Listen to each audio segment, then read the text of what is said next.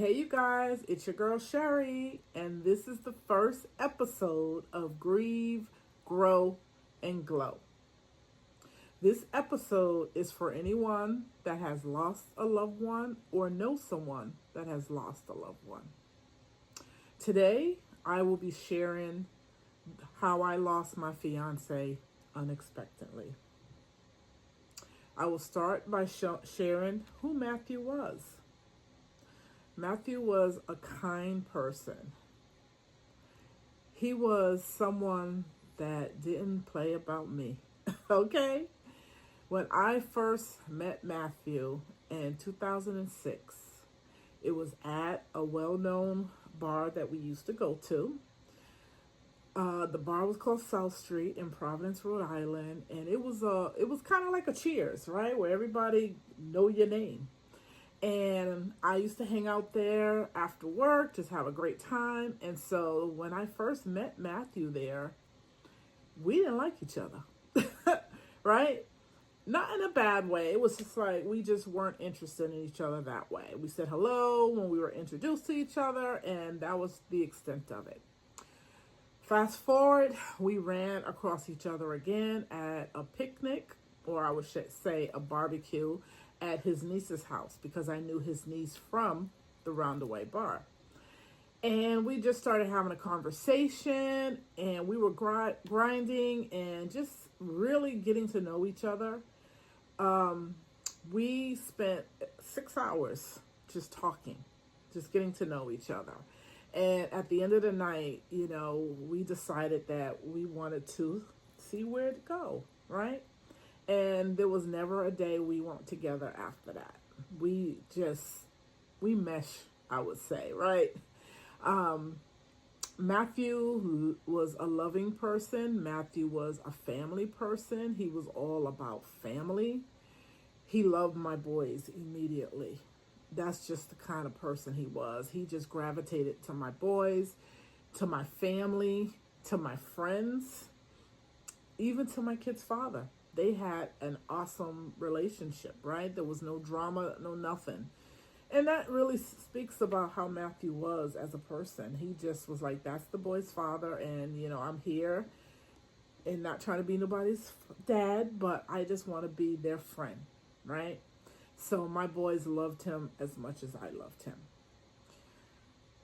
The day that all things changed, I should say my life changed, was, I believe it was May 16th, right? 16th or 17th, because Matthew was in ICU for 9 days. So May 16th, May 17th is when everything changed. I believe it was May 17th. I was home preparing food. My brother was flying in. I was graduating with my associate's degree from Johnson & Wales. So we were going to have a little small party for me. I was home just in the kitchen, just touching up the final food and everything. And Matthew called me and he's like, I'm coming home for my lunch break. And I'm like, okay, because he worked right around the corner. Fast forward, I got a phone call from his boss saying, hey, what's going on with Matthew? And I'm like, oh, he's on his way home. He's like, no, Matthew just passed out. He's not waking up. And we called the ambulance and he's headed to the hospital, get to the hospital. I was frantic. Didn't know what to do. I was hysterical. My boys came in the kitchen. It was like, Mom, what's going on? I explained. It was like, turn off the food and just go find out what's going on. So I headed to the hospital. On the way to the hospital, I called his niece to meet me at the hospital because that's the only family he had in Rhode Island was his niece. We get to the hospital. His boss was there, and he explained to me that he was in the back. They were working on him, that he was awoke because I guess at the time he wasn't waking up when they were working on him.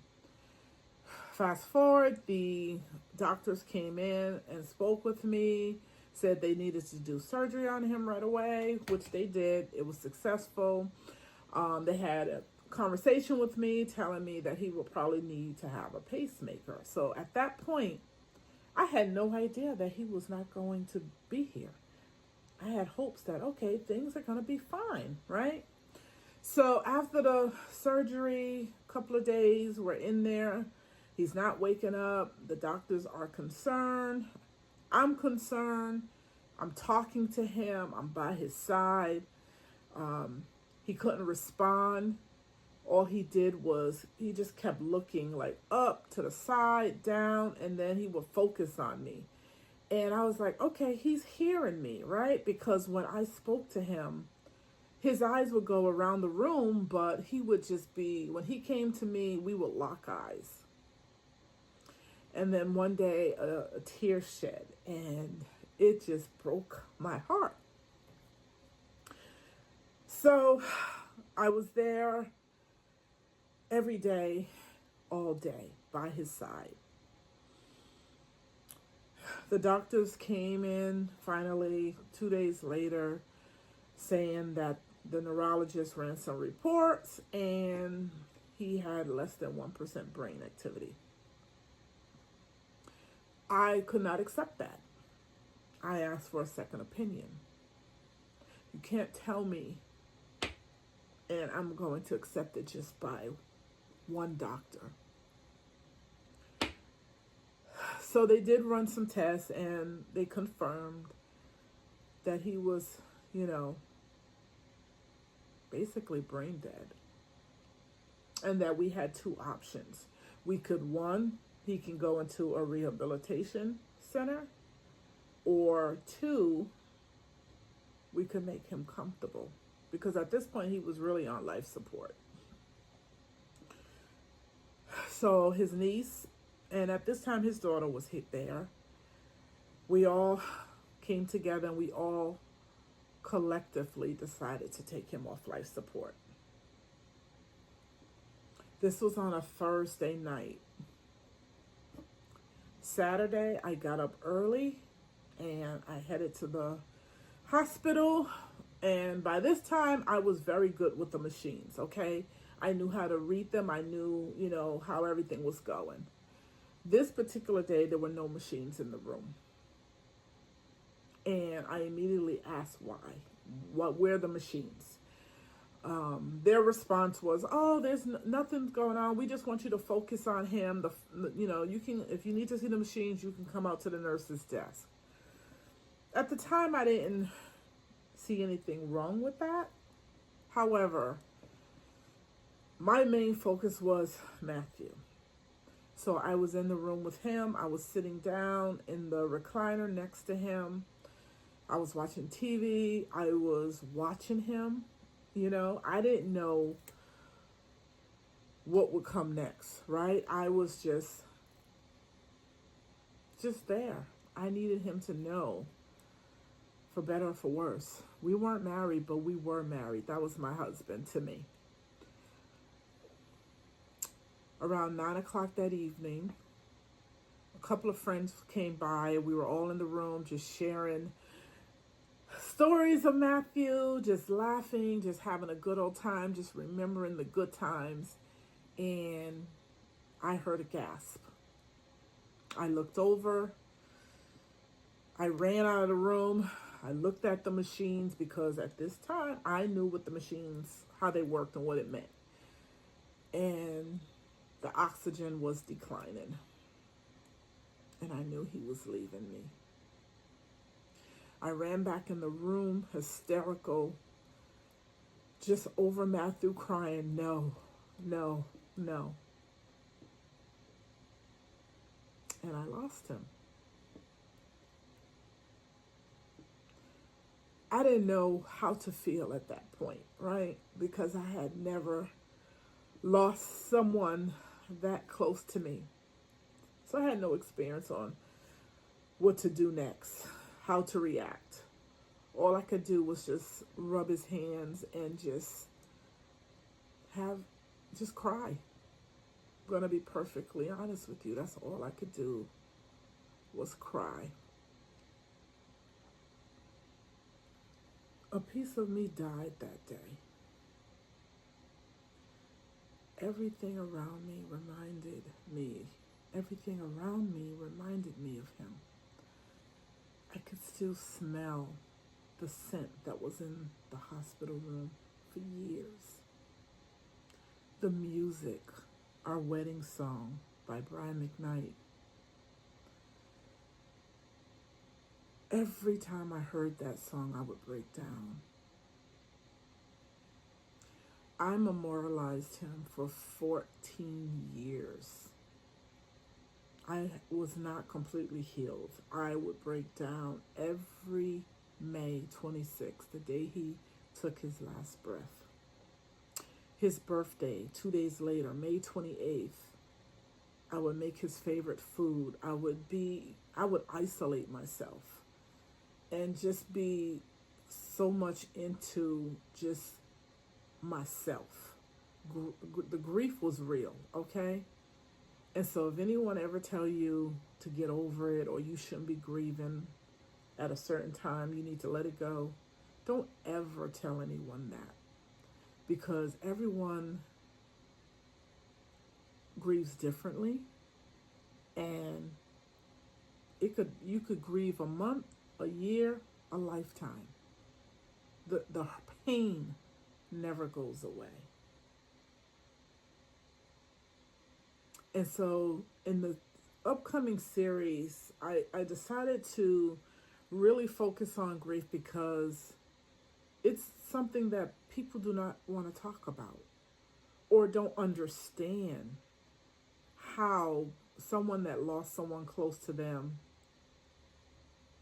how it affects them, right?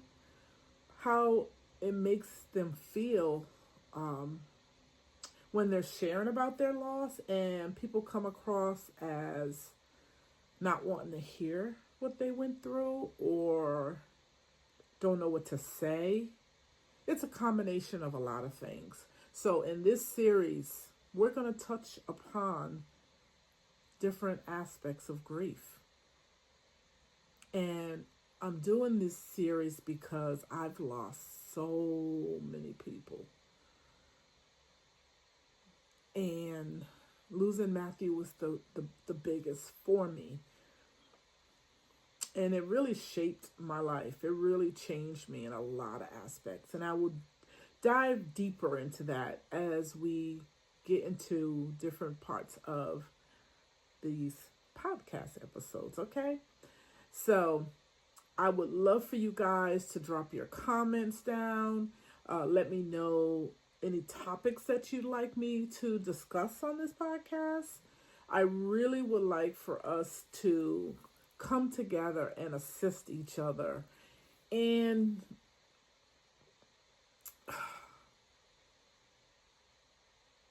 really touch upon our feelings. This will be a safe space. Okay, I really want to put that disclaimer out there. This will be a safe space to talk about your feelings, to discuss, and to know that you're not alone.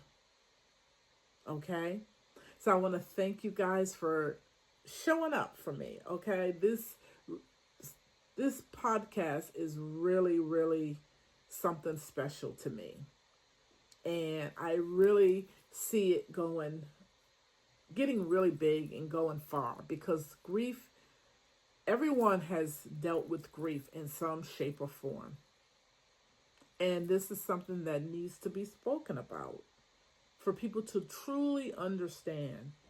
And in further episodes, I'll probably bring on some counselors, other people that have experienced, so you would get so many different perspectives, okay? So again, thank you for joining.